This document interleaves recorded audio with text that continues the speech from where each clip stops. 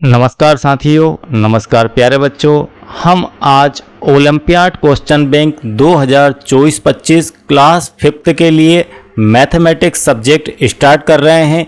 यह आपकी olympiad question bank आपके नेशनल अचीवमेंट सर्वे एग्ज़ाम 2024 और इस वर्ष 2024 में होने वाली ओलंपियाड एग्ज़ाम के लिए सहयोगी रहेगी। तो हम क्लास 5th का यहाँ पर मैथमेटिक्स आज स्टार्ट कर रहे हैं और क्लास 5th के मैथमेटिक्स का यह पहला पार्ट है और इसी ओलंपियाड क्वेश्चन बैंक से ही नेस एग्ज़ाम के लिए महत्वपूर्ण क्वेश्चनों को राज्य शिक्षा केंद्र के द्वारा शेड्यूल बनाकर आपको साप्ताहिक रूप से दिया गया है और उसे भी मैंने सॉल्व करवाया है। यदि आप चैनल के साथ नए हैं तो आप चैनल को तुरंत ही सब्सक्राइब कर लीजिए और बेल आइकन को प्रेस करके अपने नोटिफिकेशन को ऑन कर लीजिए। तो स्टार्ट करते हैं हम हमारा क्वेश्चन नंबर 1 से। बिल्कुल डिटेल में मैं आपको बिल्कुल यहाँ पर एक एक चीज एक एक वर्ड क्लियर करवाऊंगा। संख्या 6050 को शब्दों में लिखते हैं। आपका पहला क्वेश्चन है कि 6050 को शब्दों में लिखते हैं। यहाँ पर एम का अर्थ है मैथमेटिक्स। इन सब चीज़ों का आपको मतलब पता होना चाहिए। 5 का मतलब है यहाँ पर कि 5th क्लास की बात चल रही है और 01 का मतलब है कि पहले आपके लेसन से यह लिया गया है। तो पहला जो आपका लेसन है 5th क्लास का मैथमेटिक्स का, उसके अंदर यह क्वेश्चन बनता है तो उसे ही ऑब्जेक्टिव फॉर्म में अरेंज करके यहाँ पर दिया जा रहा है। संख्या 6050 को शब्दों में लिखिए। तो यहाँ पर 6050 को आप किस प्रकार से लिख सकते हैं? 6005 लिखा हुआ है, 650 लिखा हुआ है, 65 लिखा हुआ है, 6050। तो यहाँ पर यह शब्दों में लिखा गया है। ठीक है, बड़े ही आसानी से आप इसे देख सकते हैं। अब प्रश्न नंबर 2, जहां पर डिटेल में आपको समझाने की आवश्यकता होगी, मैं बराबर आपको समझाऊंगा। निम्न में से कौन सी संख्या 4044 है? 4044। तो 4044 कौन सी है इसमें देख ली। यहाँ पर 444 है, यहाँ पर 4044 है। ठीक है, ये 4404 है और ये कुछ अलग है। तो यहाँ पर आपको 4000 है, 1000 में आपके 4 ही अंक आएंगे, इसलिए आपका सही उत्तर यह हो जाएगा। प्रश्न नंबर 3, गुल्ली के पास 3 संख्या कार्ड है। एक 6 है, एक 7 है और एक 8 है। इन सभी कार्डों का उपयोग करते हुए वह 3 अंकों की कौन सी बड़ी से बड़ी संख्या बना सकती है?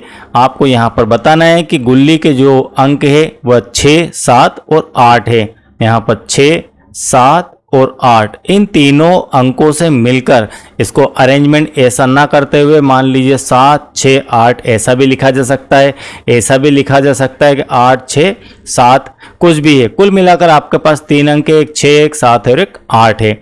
इन तीनों को मिलाकर आपको यहाँ पर बड़ी से बड़ी संख्या बनाना है। वह संख्या क्या होगी?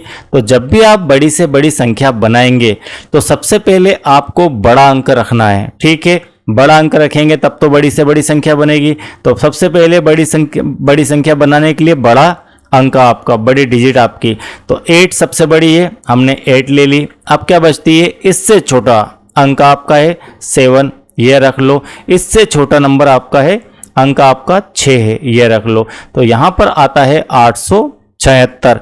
तो 876 आपके ऑप्शन में कहाँ है? यह बी ऑप्शन में आपको दिया गया है 876। तो आपका सही आंसर 876 हो जाएगा। अब इसके विपरीत आप यदि देखें, मान लीजिए आप यहाँ पर 867 रखें, तो क्या यह छोटी है या यह छोटी है? तो यहाँ पर यह संख्या छोटी हो जाएगी। तो आपको क्रम यही ध्यान रखना है, सबसे बड़ी, फिर उससे छोटी, फिर उससे छोटी, तो आपकी सबसे बड़ी संख्या बन जाएगी। अब प्रश्न नंबर 4, संख्या 208 को इस प्रकार भी लिखा जा सकता है। मतलब आंसर नंबर 4 में देखते हैं कि ये आपकी संख्या है 208। इसे आप किस तरह से लिख सकते हैं दिए गए विकल्पों के आधार पर? तो यहाँ पर विकल्प आपको दिया गया है 200 धन 8। समझ लीजिए, ये लिखा है 200 धन 8। क्या इस प्रकार से लिखा जा सकता है? बिल्कुल लिखा जा सकता है। सेकंड विकल्प बी वाला दिया है 20 धन 8 क्या इस प्रकार से लिखा जा सकता है? नहीं, क्योंकि 20 और 8 कितना हो जाएगा, यहाँ पर आप दोनों को जोड़ेंगे, धन का निशान बीच में लगाए तो 28। सी विकल्प देखते हैं, 2 धन 0 धन 8। तो यहाँ पर 2 धन 0 धन 8, इन तीनों को जब आप जोड़ेंगे, ऐड करेंगे तो यहाँ पर भी आपका आ जाएगा 8 और 2 10। डी विकल्प आपका है 800 धन 0 धन 2। जब इन्हें आप ऐड करेंगे, जोड़ेंगे तो आपके पास क्या नंबर बनेगा, यह बनेगा 802। तो बताइए आप यहाँ पर कि 208 कहाँ पर बन रहा है? तो यहाँ पर 200 और 8 को जब ऐड करेंगे तो 208 यहाँ पर बन जाएगा, जो कि सही है। तो आपका आंसर ये यहाँ पर सही आएगा। अब क्वेश्चन नंबर 5। क्वेश्चन नंबर 5 है, इस मोबाइल फोन की कीमत कितने रुपए है? ये मोबाइल दिया है, इसके ऊपर यहाँ पर मान लीजिए बॉक्स है और बॉक्स के ऊपर ये लिखा हुआ है, ठीक है, इस प्रकार के नंबर लिखे गए हैं। तो आपको यह नंबर पढ़ के पहले क्वेश्चन जैसा ही है, जस्ट आपको शब्दों में पहचानना है। 5069, ठीक है। क्वेश्चन नंबर 5 में क्या लिखा है? 5069 ऐसा लिखा हुआ है। तो 5069 यह आपका अंक मैंने बताया। तो इसे आप क्या पढ़ेंगे? 50,069 रुपये। आपको सबसे पहले यह ध्यान रखना है कि 4 अंक है यहाँ पर, 1 2 3 4। कितने अंक है? 4 अंक है। तो 4 अंक कहाँ तक जाते हैं? इकाई, दहाई, सैकड़ा और हजार। कुल मिला के यह संख्या आपकी स्टार्ट होगी 1000 से, इतना आपको ध्यान रखना है। यहाँ 50,000 बिल्कुल गलत हो गया, 5,000 हो सकता है। 5,069 रुपये, 569 यह भी गलत है। 500 यहाँ पर 100 के कारण, यहाँ पर आपका 50,000 के कारण हम सिर्फ 1000 से स्टार्ट करेंगे, ठीक है। आपके 10,000 वाला अंक 5वां अंक आता है। 9,000 यहाँ पर 9,000 भी नहीं होगा। कुल मिलाकर 5,069 रुपये। तो आपका बी ऑप्शन यहाँ पर सही हो जाएगा। अब प्रश्न नंबर 6, दिए गए चेक में क्या राशि लिखी जाएगी? तो यहाँ पर एक चेक दिया हुआ है। इस प्रकार का चेक जो होता है, इसका उपयोग बैंक से पैसे लेन देन के लिए होता है। यदि आप पैसे निकालने के लिए बैंक जाते हैं और आपको कोई चेक देता है तो उसके अंदर 2 चीज़ें अनिवार्य रूप से भरी होती है। एक आपका पैसा जो है वो अंकों में, और एक वही पैसा शब्दों में, दिनांक वगैरह ये सब चीज़ें तो उसके अंदर भरना ही है। लेकिन यहाँ पर जो दिया है क्वेश्चन में 2008 रुपये मात्र, तो 2008 रुपये मात्र यहाँ पर दिया गया है आपको शब्दों में। आपको इसे यहाँ पर अंकों में लिखना है। तो 2000 यहाँ पर जो लिखा हुआ है, चेक नंबर लिखा हुआ है, इस प्रकार का सभी चेक के ऊपर चेक नंबर लिखा होता है, क्योंकि ये एक यूनिक नंबर होता है। तो यहाँ पर 2008 रुपये कहाँ पर लिखा हुआ है? ये 208 लिखा है, ये 8002 लिखा है, ये 20,008 रुपये लिखा है। तो यहाँ पर यह आपका डी ऑप्शन आ जाएगा, 2008 रुपये, ठीक है। यह हो गया आपका क्वेश्चन नंबर 6। अब देखते हैं हम क्वेश्चन नंबर 7। अब आपका क्वेश्चन नंबर 7, जो कि एक IMP प्रश्न और नेशनल अचीवमेंट सर्वे 2024 के एग्ज़ाम के लिए साप्ताहिक टेस्ट में इसको सिलेक्ट भी किया गया है। एक फुटबॉल स्टेडियम में 8,300 लोगों के बैठने की क्षमता है। आप क्रिकेट देखते होंगे, क्रिकेट देखने के दौरान आप देखते होंगे कि आसपास स्टेडियम के लोग बैठे हुए हैं, उसे ही लोगों के बैठने का स्टेडियम कहा जाता है। तो वहाँ पर इस प्रकार 8,300 लोगों के बैठने की व्यवस्था है, इतनी ही क्षमता है। परंतु हर चौथी सीट पर लोगों को बैठाने के लिए निर्देश प्राप्त हुए हैं, मतलब बीच में 3 सीट छोड़ते हुए व्यक्तियों को बैठाना है। इस निर्देश के अनुरूप अब कितने लोगों को स्टेडियम में प्रवेश दिया जा सकता है? तो यहाँ पर इसकी अरेंजमेंट कैसी होगी थोड़ा समझते हैं। मान लीजिए ये कुर्सी है, 1 2 3 4 5 6 7 8 9 10 11 12, इस प्रकार से कुर्सियां लाइन से लगी हुई है। हर चौथी सीट पर एक बंदा बैठेगा, एक व्यक्ति बैठेगा। हम बिठाते हैं व्यक्ति 1 2 3 4, एक व्यक्ति यहाँ पर बैठा है, फिर यहाँ पर 3 छोड़ के फिर यहाँ बैठा है, फिर यहाँ 3 छोड़ के यहाँ पर बैठा है। तो यहाँ पर 4 कुर्सियों के बीच में 4 कुर्सी इसके लिए कितना व्यक्ति बैठा है? एक व्यक्ति बैठा है। ठीक है, समझ रहे हैं बात को। 4 कुर्सी में एक आदमी बैठा है। यहाँ पर कहा जा रहा है कि हर चौथी सीट पर, तो यह आपको यहाँ कुछ भी नहीं बैठाना है, बैठाना है यहाँ पर, यहाँ पर, यहाँ पर। तो हर चौथी सीट पे एक व्यक्ति बैठा, यह निर्देश मिले। इस हिसाब से 8300 कुर्सियां हैं, तो अब कितने लोग इस पर बैठ पाएंगे? तो 4 कुर्सी पर एक व्यक्ति, तो कुल मिलाकर 8300 में हम क्या करेंगे? 8300 में भाग लगा देंगे 4 का। 4 का भाग इस प्रकार से भी लगाया जाता है, और आप जनरली भाग इस प्रकार से लगाते हैं 4 भागित 8300। ठीक है, तो जैसा आप लगाना चाहें भाग वैसा लगा सकते हैं। चलिए मैं इस प्रकार से भाग लगा देता हूं। 4 दूना यहाँ पर 8, यहाँ पर माइनस किया, 0 बचा, उतारा 3।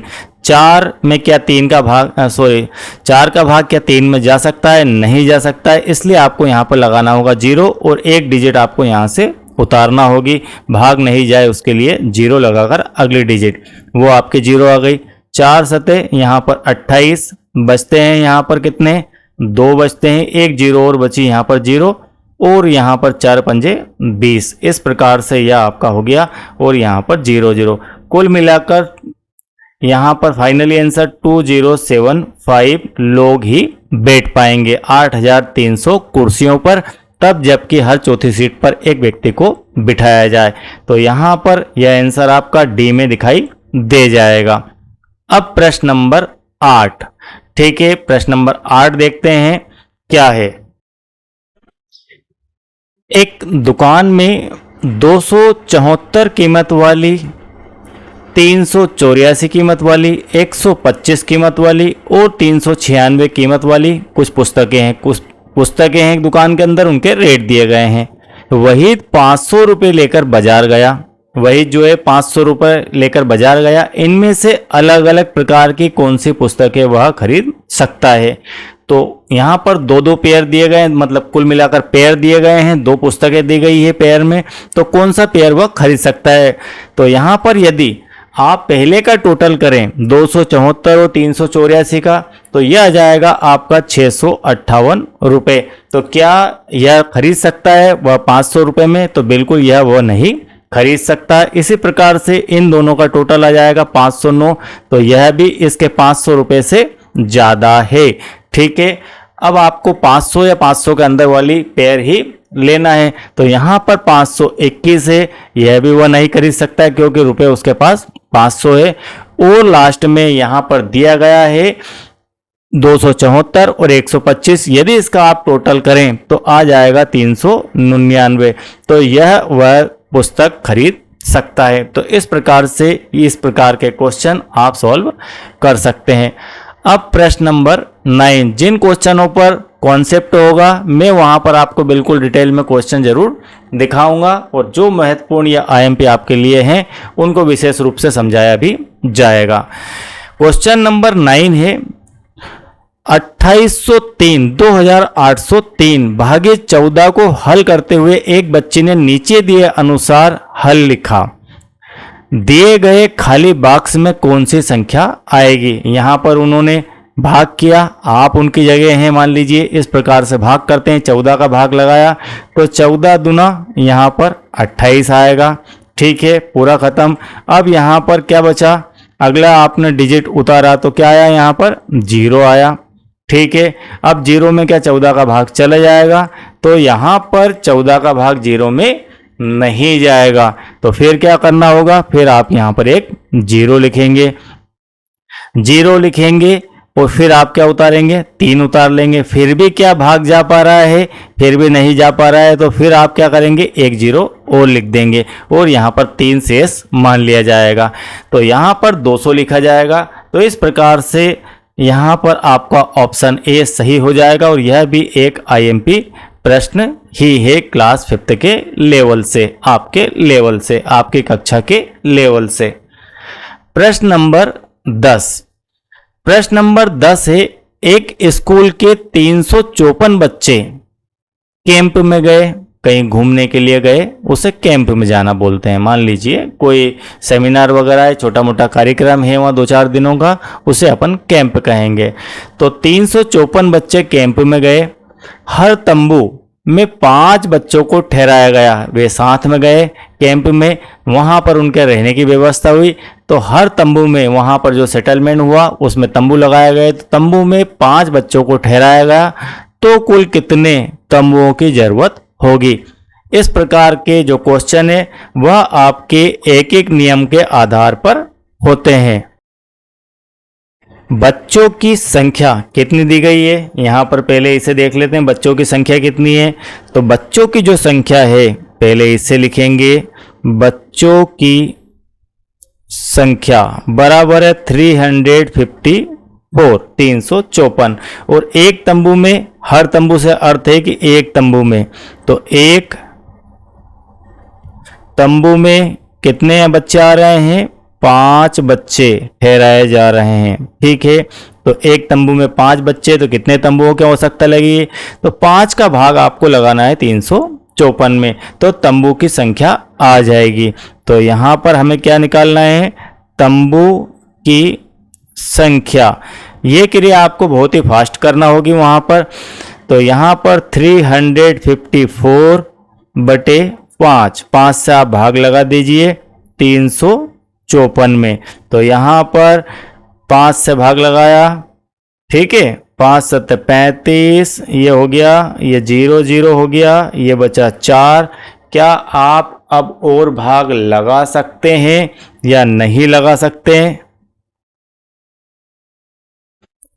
अब आप और भाग नहीं लगा सकते, इसके लिए आपने लगा दिया 0। तो कुल मिलाकर यहां पर आंसर आ गया आपका 70 तंबू। ठीक है, 70 तंबू में जो बच्चे हैं वो आ जाएंगे। लेकिन इन 4 बच्चों का क्या, इन 4 बच्चों का क्या, तो इन 4 के लिए यहाँ पर एक और तंबू की आवश्यकता होगी। तो फाइनली यहाँ पर 71 आपका आंसर आ जाएगा, क्योंकि 4 बच्चे बच रहे हैं तो उनके लिए भी एक तंबू लगाना होगा। अधिकतम बच्चों की संख्या वहाँ पर 5 है।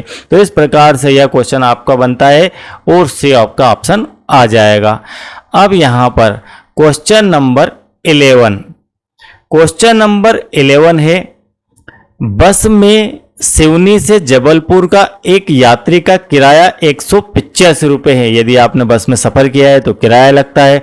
तो सिवनी से जबलपुर का एक यात्री का किराया 185 रुपये है। यह रुपये का चिन्ह है, रुपये का चिन्ह आजकल इस प्रकार से बनाया जा रहा है। ठीक है, सरिता के परिवार में 6 लोग हैं। उन सभी का किराया देने के लिए सरिता किस प्रकार से भुगतान करेगी। ठीक है, कितने लोग, 6 लोग हैं, 185 रुपये पर हेड किराया है, एक व्यक्ति का किराया है। यहीं पर इसे समझ लेते हैं हम, इसका आंसर 11 का।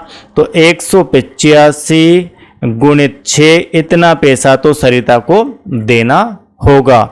तो यहाँ पर पहले पैसा देखते हैं कितना लगेगा। 6 पंजे 85, 6 पंजे 30, ये हो गया।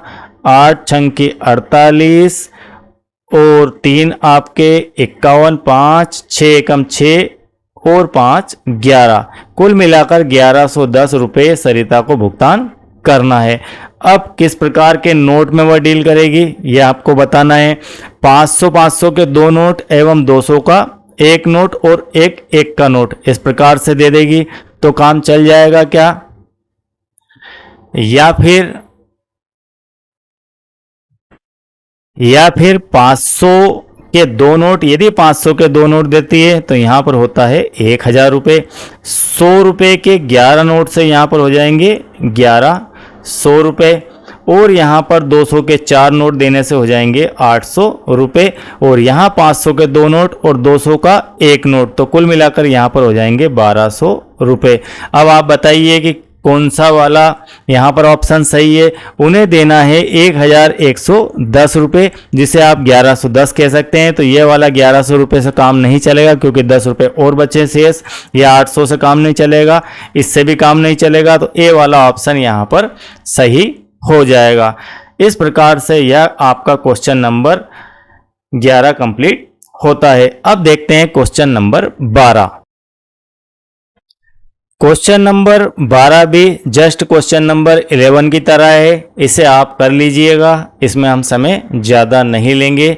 अब क्वेश्चन नंबर 13 जो कि मोस्ट IAMP क्वेश्चन है नेस एग्जाम और ओलंपियाड एग्जाम की दृष्टि से। इस प्रकार के क्वेश्चन 1 2 नहीं 4 5 क्वेश्चन आपसे पूछे जाते हैं। छायांकित भाग का मान क्या होगा? यहाँ पर छायांकित भाग आपको दिखाई दे रहे हैं, ये वाला छायांकित भाग है, ये छायांकित भाग है, ये छायांकित भाग है, ये छायांकित भाग और ये छायांकित भाग है।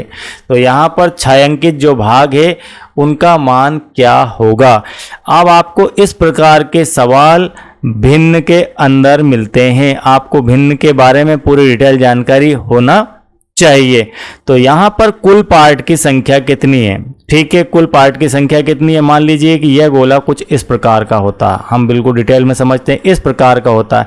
तो ये वाला जो भाग है ये एक भाग कहलाता है, एक भाग कहलाता है।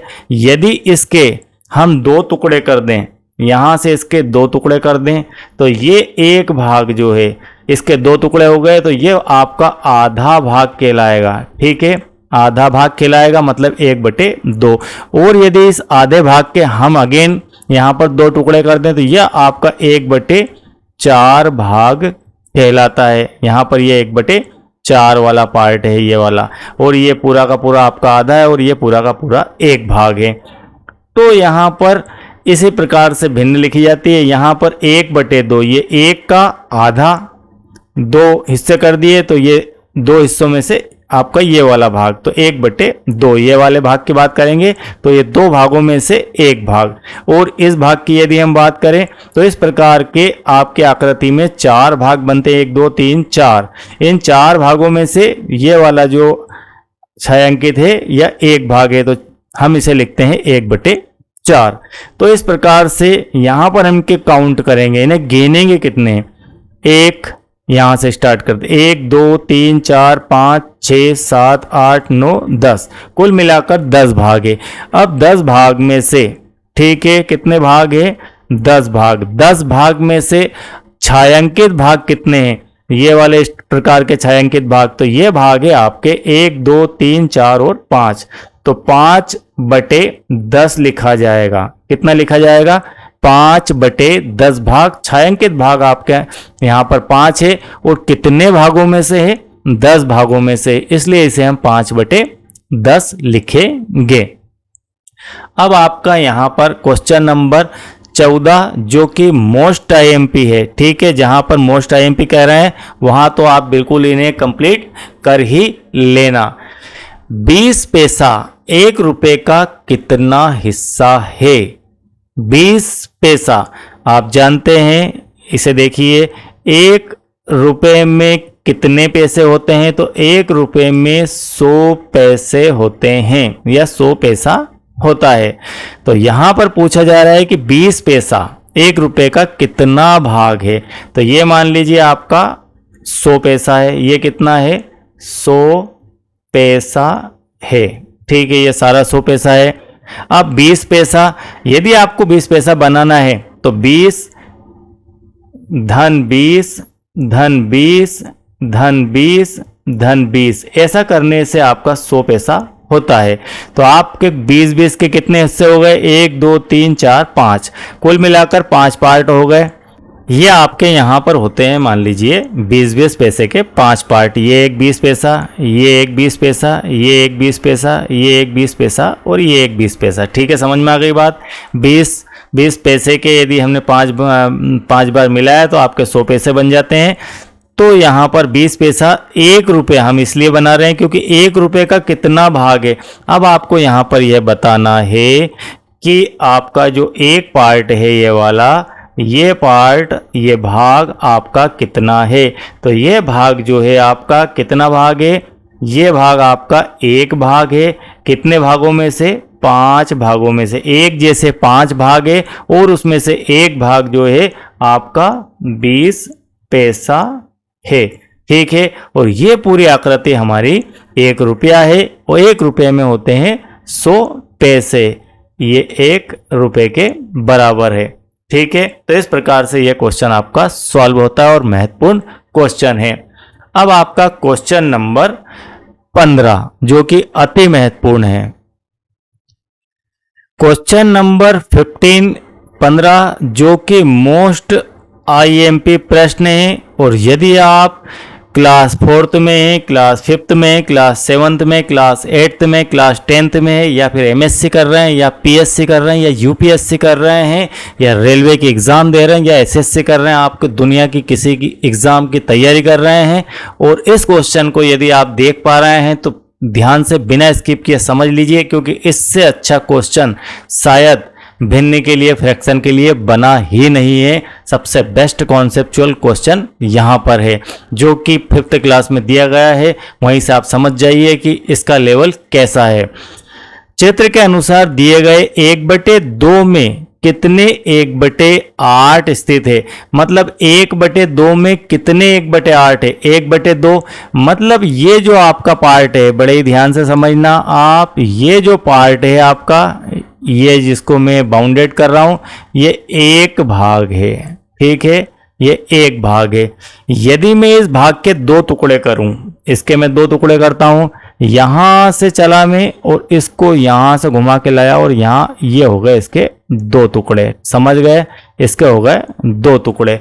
तो 1 भाग के 2 टुकड़े कर दिए तो आधा ये हो गया और आधा ये हो गया। अब अपन आधा तक पहुंच गए तो आधे में, इस आधे में, इसकी बात चल रही है, इस आधे में कितने 1/8 भाग है। तो यहां पर 1/2, 1/2 के आप फिर अगर 2 भाग करें तो यहां से यहां तक का जो भाग है आपका, ये पूरा भाग आपका होएगा 1/4। ठीक है, 1/4 और 1/4 में फिर 2 भाग करें तो ये आपका 1/8, ये 1/8, ये 1/8 और ये 1/8।